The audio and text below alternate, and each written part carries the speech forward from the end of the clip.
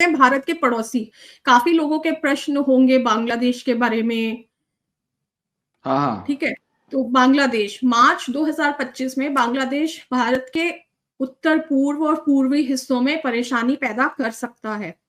2025 के मध्य में बांग्लादेश युद्ध और आतंकवाद के कारण खुद ही संकट में पड़ेगा। मई 2025 से दिसंबर 2026 की अवधि बांग्लादेश के लिए खतरनाक होगी, जो आतंकवाद और युद्ध से ग्रस्त रहेगा।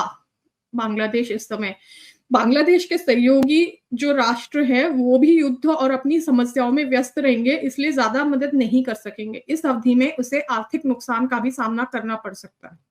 ठीक है, this is a short analysis on Bangladesh.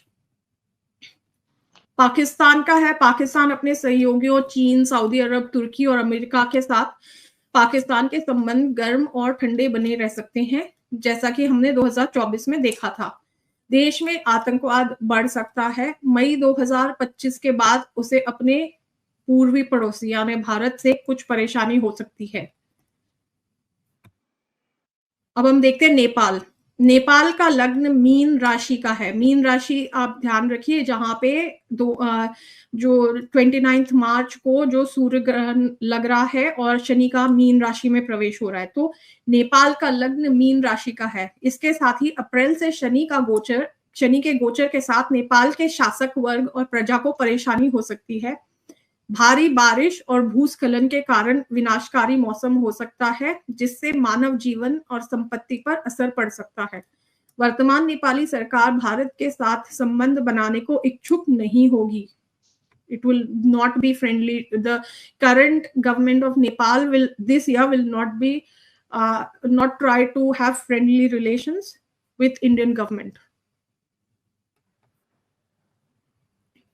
अच्छा, अब हम देखते हैं चीन। तो हमने यहाँ पे देखा था कि ऑलरेडी हमने यहाँ पे लिखा हुआ था कि भूस्खलन और मानवीय आपदाएं हो सकती है, और वहां पे आज अफेक्ट हो गया। अब चीन का देखते हैं। 30 मार्च 2025 से चीन को युद्ध में खींच लिया जाएगा। इसकी अर्थव्यवस्था अभी भी अच्छा प्रदर्शन करती रहेगी। हालांकि यह धन का उपयोग चीन जो है बांग्लादेश, पाकिस्तान और नेपाल जैसे भारत के पड़ोसियों को भारत में परेशानी पैदा करने के लिए उपयोग में लाएगा।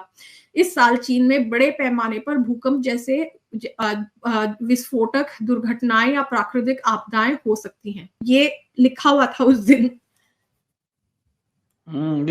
ये लिखा हुआ था पूरा। हाँ, हम उस दिन कवर कर लेते तो फिर आज सब सोचते हाँ ये भी बताया था। अच्छा, अब हम देखते हैं श्रीलंका। श्रीलंका भारत लंका संबंधों के लिए शुभ संकेत है इस साल। अनुराग दिसानायके के नेतृत्व में केंद्र में नई सरकार भारत के साथ अपने संबंधों में अधिक व्यवहारिक दृष्टिकोण अपना सकती है और इस प्रक्रिया में देश की गिरती अर्थव्यवस्था को धीमी करने में सक्षम हो सकती है। चीन समर्थक झुकाव धीरे धीरे श्रीलंका में कम होने की संभावना है। भले ही नए राष्ट्रपति को एहसास हो कि एक उदार क्षेत्रीय शक्ति के रूप में भारत का चीन के ऋण जाल जैसे कोई एजेंडा नहीं है। हालांकि श्रीलंका प्रतिकूल राजनीतिक स्थिति में रहेगा, जिससे उसकी अर्थव्यवस्था प्रभावित हो सकती है। जातीय तनाव और विद्रोह द्वीप के परिदृश्य को खराब कर सकते हैं। तो श्रीलंका एक है जो थोड़ा बहुत मुझे दिख रहा है कि ठीक ठाक रहेगा भारत के साथ। सारे पड़ोसियों में थोड़ी बहुत ठीक वो रहेगी। अच्छा, अमेरिका का हमने उस दिन देख लिया था, थोड़ा सा इजराइल का देख लिया जी। और इसमें मैंने एक प्रश्न का उत्तर भी दिया है नेक्स्ट स्लाइड में, वो देखते हैं। इजराइल 14 अप्रैल 2025 के आसपास राहु को पार करते हुए शनि के मीन राशि में प्रवेश करने से इजराइल की स्थिति चिंताजनक हो जाएगी। बृहस्पति जैसे शुभ ग्रहों की स्थिति के कारण इजराइल की कुंडली मूलभूत रूप से मजबूत रहेगी, फाउंडेशनली स्ट्रॉन्ग रहेगी। इसलिए इजराइल को अपने सहयोगियों का समर्थन मिलता रहेगा और इजराइल के खिलाफ हमले चाहे कितने भी हिंसक क्यों न हो, इसमें कंपैरेटिवली सुरक्षित बाहर आने की क्षमता रहेगी।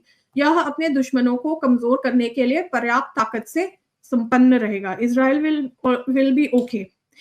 होते रहेंगे हमले, but it will have the support of its allies.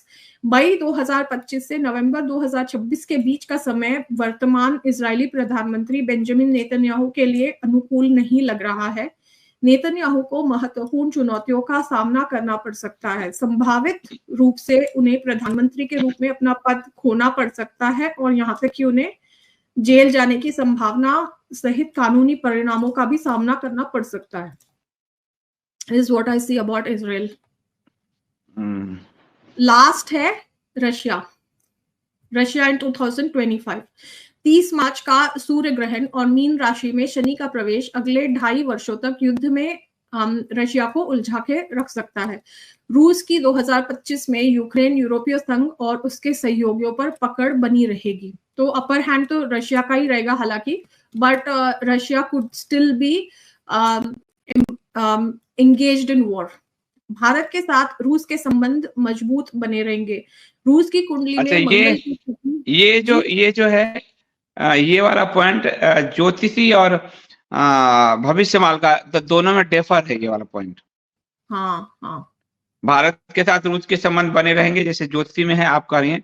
भविष्यवाणी में है कि रूस पीछे से वार करके मतलब भारत पे हमले में रूस एक सहायक भूमिका निभाएगा। हाँ, तो मैं आगे, अच्छा ठीक है, तो इसीलिए तो मैं अपनी एनालिसिस स्पेसिफिकली ज्योतिषीय रखती हूँ। Will see which one gets correct.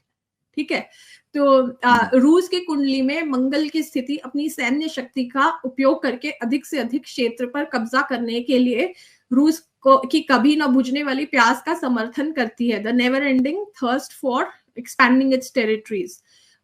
Putin की हालत ठीक नहीं दिख रही है। उन्हें अंतरराष्ट्रीय अदालतों के मुकदमों और नेटो और यूरोपीय संघ के आरोपों का सामना करना पड़ सकता है।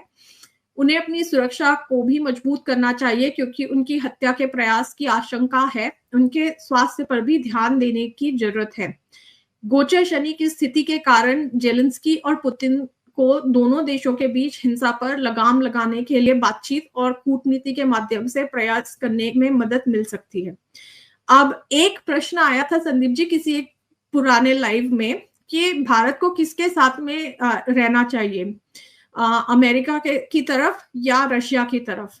तो ये भी मैंने यहाँ पे एनालिसिस करके लिखा है। भारत को अमेरिका की तुलना में रूस के साथ तालमेल बिठाना चाहिए, रूस के पलड़े में रहना चाहिए, क्योंकि रूस का सूर्य और बुध भारत के लग्न के साथ 9-5 का संबंध बना रहा है, जो अच्छे से अलाइंड है। It's suppose to be a good relation. 9-5 जो संबंध होता है ये त्रिकोणीय संबंध होता है, ये बहुत अच्छा माना जाता है, लकी होता है।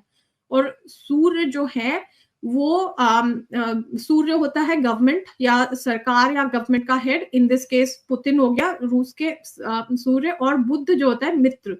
तो भारत का जो मित्र है वो रूस ज्यादा अच्छा है, बिकॉज ये भारत को अच्छा भाग्य प्रदान करता है, अच्छा सपोर्ट देता है, एक मित्रवत संबंध है। जबकि अमेरिका का जो लग्न है वो भारत के लग्न से 7वें स्थान पर है, और अमेरिका के शनि केतु भारत के लग्न पर दृष्टि डालते हैं।